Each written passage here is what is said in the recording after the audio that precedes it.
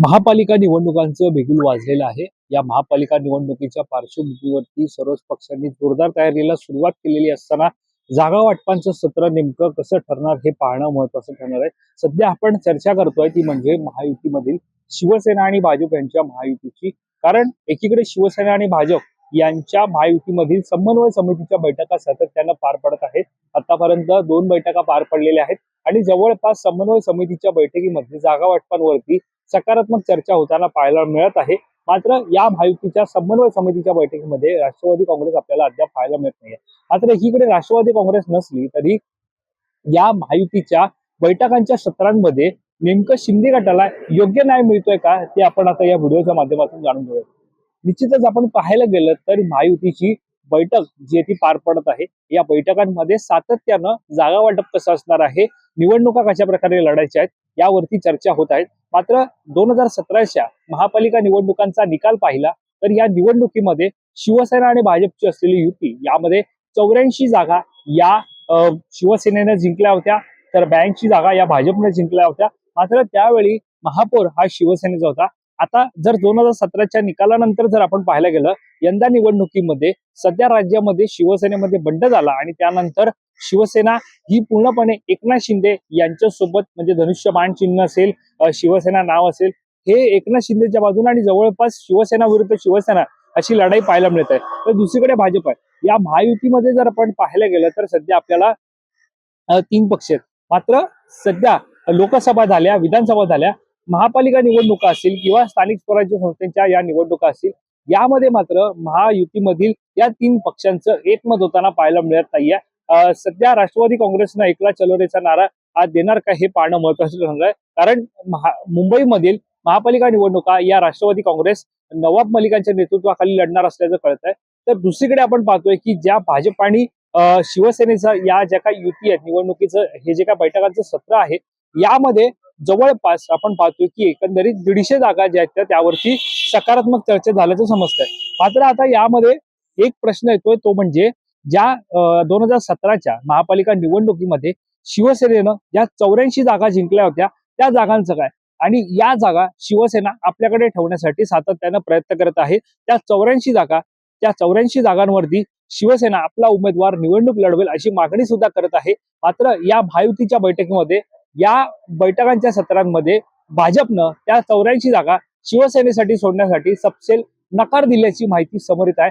याचाच अर्थ असा आहे की आता 84 जागा, ज्या 84 जागांवरती शिवसेनेनं विजय मिळवला होता, त्या ठिकाणी एकनाथ शिंदेचे उमेदवार असणार की भाजपचे उमेदवार असणार हे पाहणं महत्वाचं ठरणार आहे. तर दुसरीकडे आपण पाहतोय की 84 व्यतिरिक्त ज्या जागा आहेत आणि ज्या ठिकाणी शिंदे सेनेची ताकद ही सर्वाधिक आहे, ज्या ठिकाणी थेटपणे पाहायला गेलं तर जर लढाई ही शिवसेना उद्धव बाळासाहेब ठाकरे पक्ष किंवा राष्ट्रवादी काँग्रेस शरदचंद्र पवार पक्ष किंवा काँग्रेस विरुद्ध शिवसेना शिंदे गट अशी लढाई झाली आणि तिकडे बळ हे शिंदे सेनेत असलं तर निश्चितच ती जागा शिंदेची असेल. त्यामुळे अशा जागांची चाचपणी करून त्या जागा शिंदेसाठी सोडण्याचा प्रयत्न महायुतीचा असल्याची माहिती सध्या समोर येत आहे.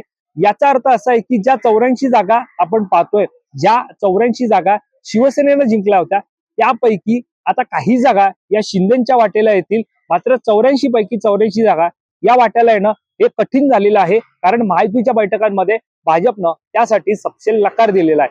आता भाजपनं ज्या प्रकारे तयारी, मुंबई असेल किंवा अन्य महापालिका आहेत त्या ठिकाणी जोरदार तयारी आहे, पक्षप्रवेश सुद्धा होत आहेत. अशा परिस्थितीमध्ये सध्या आपण पाहतोय की एकीकडे महाविकास आघाडी असली, महायुती असली तरी ठाकरे बंधूंची युतीचा प्रश्न सुद्धा आहे. त्यामुळं ठाकरे बंधूंची युती झाली तर त्या ठिकाणी ठाकरे विरुद्ध शिंदे म्हणजे शिवसेना विरुद्ध शिवसेना अशी लढाई झाली, त्या ठिकाणी निश्चितच ती लढाई शिवसेनेच्या म्हणजे शिंदेसाठी कठीण जाण्याची शक्यता आहे. आणि या सगळ्यामध्ये जर पाहायला गेलं तर एकंदरीत शिवसेना विरुद्ध शिवसेना ही लढाई झाली तर निश्चितच मतदान असेल किंवा ज्या प्रकारे निवडणूक असेल, ज्या वेळेला मतांची मोजणी असेल किंवा एकंदरीत पाहायला गेलं तर जी काय मतदान असेल ते पूर्णपणे कठीण परिस्थिती महायुतीसाठी निर्माण करणार असेल आणि ते महायुतीसाठी धोक्याची घंटा ठरणार असेल. त्यामुळे आता या सगळ्यावरती पाहायला गेलं तर जागांची चाचपणी अशा प्रकारे केली जाते ज्या ठिकाणी शिंदेच्या शिवसेनेचं पूर्णपणे बळ आहे. जी जागा कन्फर्म 100% शिवसेना जिंकेल अशा जागा या शिंदेच्या वाट्याला सोडल्या जाण्याची शक्यता वर्तवली जाते. मात्र आता प्रश्न आहे तो म्हणजे ज्या 84 जागांचा एकंदरीत आपण पाहिलं की या 84 जागा 2017च्या निवडणुकीमध्ये शिवसेनेनं जिंकल्या होत्या, त्यांच्यावरती आता मात्र भाजपनं दावा केलेला आहे. भाजप त्या जागा, याशिवाय त्यांच्या 82 जागा, याशिवाय अन्य काही जागा आहेत त्याच्यावरती भाजपकडून दावा केला जातोय.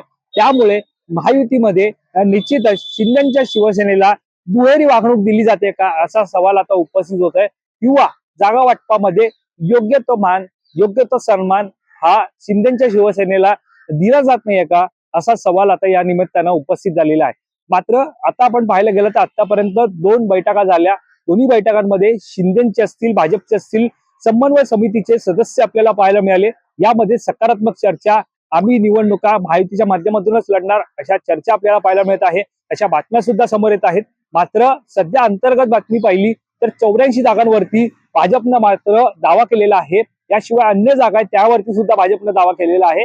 या सगळ्यामध्ये आता निश्चितच ज्या एकंदरीत 227 जागांपैकी शिंदेच्या शिवसेनेच्या वाट्याला किती जागा येतात आणि भाजप स्वतःकडे किती जागा ठेवतात, मुळामध्ये जागा ठेवल्यानंतर प्रश्न येतो तो म्हणजे एकंदरीत महापौराचा. महायुतीचा महापौर होणार हे तर महायुतीचे सर्व नेते म्हणतात, मात्र कोणत्या पक्षाचा होणार हे सुद्धा पाहणं महत्वाचं करणार आहे. दरम्यान आपण पाहतोय की एकीकडे मुंबई आहे, दुसरीकडे नजीकच ठाणे आहे, कल्याण डोंबिवली आहे, नाशिक आहे, पुणे, अशा प्रमुख शहरांमध्ये सध्या वातावरण पाहायला गेलं तर वातावरण आपल्याला हे निश्चितच त्या ठिकाणी साधारणतः युतीच्या माध्यमातून निवडणूक लढवणार असल्याचं म्हटलं जात आहे. मात्र अंतर्गत नेत्यांमध्ये सध्या वादविवाद सुद्धा पाहायला मिळत आहे. त्यामुळे आता एकंदरीत निवडणुकीचा कार्यक्रम घोषित झालेला आहे. मतदान असेल, त्यापूर्वी अर्ज दाखल असेल, कोणाला कोणत्या जागेवरती उमेदवारी मिळते आणि कशा प्रकारे निवडणूक होते, मतदानाची टक्केवारी किती ठरते आणि निकाल कशा प्रकारे लागतो हे सुद्धा पाहणं महत्वाचं ठरणार आहे. दरम्यान या सगळ्यावरती आपल्या लक्ष असणारच आहे. या संदर्भातली अधिकची माहिती जाणून घेण्यासाठी तुम्ही माय महानगर लाईव्हला सबस्क्राईब करायला विसरू नका. कॅमेरा पर्सन अजय सह, मी वैभव पाटील, मुंबई.